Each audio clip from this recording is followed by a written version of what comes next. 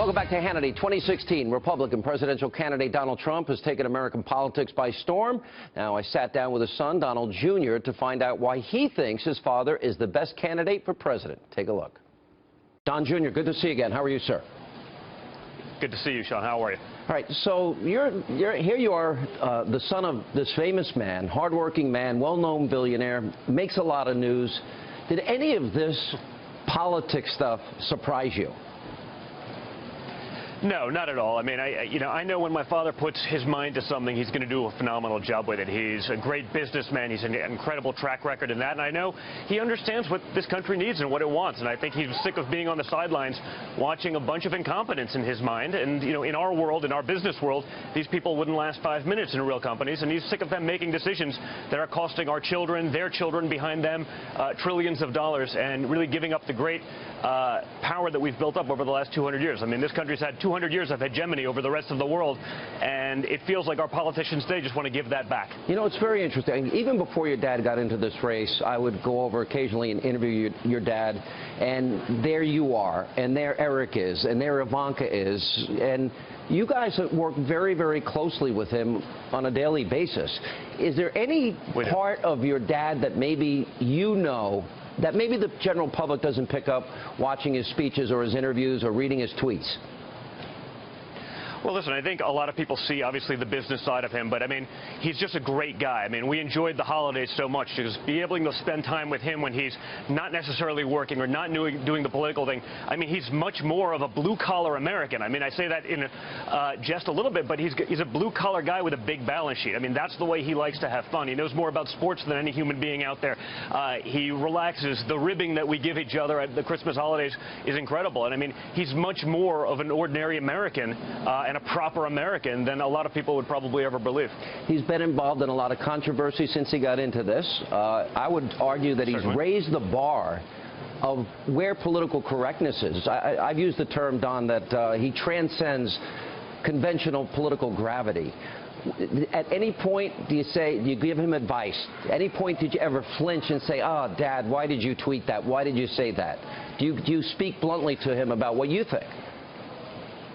Well, you know, we do. We always speak very bluntly with him. But, you know, in the end, I think the things that he's saying are things that need to be said. They're conversations that need to be had. They're conversations that haven't been had. Everyone knows about it. If you talk about, you go to a diner in the middle of America, people are having these conversations, but our politicians are too scared to bring it up because they're worried about offending the 0.0002% of the country that may be somehow subject to whatever the conversation may be. And it's ridiculous. I mean, he's a straight-talking guy. He always has been. He's had a history of that in business. As a personality for the last 35 years. And that's what he's going to bring to this table. He's going to bring straight, honest conversation and bring up topics that, while they may be sensitive, they have to be had. You know, one of the things that he brought up this week, we heard the president yesterday talking about guns and getting all emotional. Your father said, if guns don't keep you safe, talking to Hillary Clinton, who supported the president, disarm your bodyguards. It's interesting because every year in New York, your dad, I am mentioned in the article, there are certain New Yorkers that have pistol carry permits, and he's a staunch believer in the Second Amendment. What do you think about the president's proposals, and more importantly, what your dad's response to Hillary was, which I thought was pretty strong? Well, I think his response is 100% right. It's really easy for someone to say no one should have guns when they're guarded by people with MP5s. It's a little bit different. I'm always mentioned in that article as well because I'm a staunch believer in the Second Amendment. I shoot virtually every weekend. I'm a big outdoorsman. I believe in all of those traditions.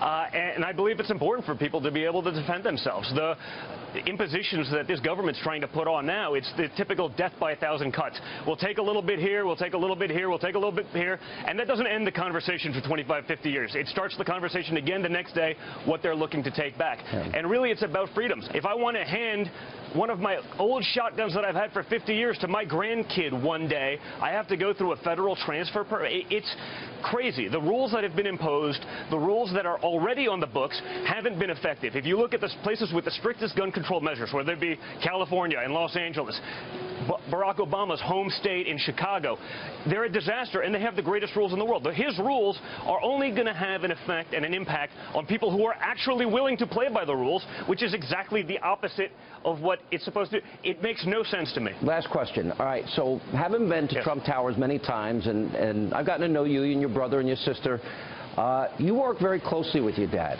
If your father becomes Yes. president, do all three of you go with him to Washington? Are you going to be in the Oval Office? Have you discussed that? You know, I think we've joked about it a little bit. I mean, I think he'd give me the Department of the Interior because of my love of the outdoors, so I mean, we could get that going. But, you know, again, I think the fact that he's running now as opposed to in 2012 where he didn't is that he has enough faith in myself and my siblings to be able to run the company. I mean, we've got tens of thousands of people that are under his direct employ. Those people, if he wouldn't leave a company and leave those people in their lives and everything they've put into it at risk if he didn't think there was competent leadership to take over after him. So I think the fact that he's running right now is the greatest testament to perhaps myself and, again, Ivanka's and Eric's abilities to be able to run this company, because he's not the kind of guy that would leave or jeopardize those people's families, their livelihoods, to go do something where he wouldn't be in charge. All right, Don Jr., great to see you again. Thanks for being with us. Great to see you.